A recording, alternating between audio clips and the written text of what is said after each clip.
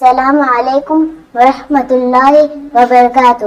پیارے ساتھیوں، میری آج کی تقریر کا عنوان ہے میرے مرحوم دادا جو میری پیدائش سے پہلے اللہ کو پیارے ہو گئے۔ میں نے اپنے دادا کو کبھی نہیں دیکھا، ان کی گود میں نہیں بیٹھی، ان کی آواز نہیں سنی، نہ ہی ان کے ہاتھوں سے کوئی تحفہ لیا، لیکن پھر بھی مجھے لگتا ہے جیسے وہ میرے دل میں بستے ہیں۔ میں نے ان کے بارے میں صرف امی، ابو اور دادی سے سنا ہے۔ وہ کہتے ہیں کہ میرے دادا بہت نیک، بہت مہربان اور بہت شریف انسان تھے۔ وہ سب کے کام آتے تھے، نمازی تھے، قرآن پڑھتے تھے۔ پیارے بچوں، میری سب سے بڑی حسرت یہ ہے کہ کاش میں اپنے دادا کو ایک بار دیکھ لیتی، ان کے قریب بیٹھتی، ان کی دعائیں لیتی، لیکن یہ دنیا فانی ہے، ایک دن ہر ایک کو یہاں سے جانا ہے۔ میں اپنے دادا کے لیے روز دعا کرتی ہوں، یا اللہ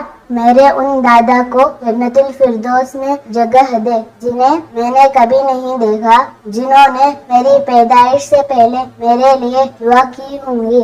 پیارے دوستو، اگر آپ کے دادا دنیا میں ہیں تو ان کی خدمت کریں، ان سے محبت کریں، اور اگر وہ دنیا سے جا چکے ہیں تو ان کے لیے روز دعا کریں، قرآن پڑھ کر ثواب پہنچائیں، کیونکہ یہی ایک سچے پوتے اور پوتی کا کام ہوتا ہے۔ خدا حافظ۔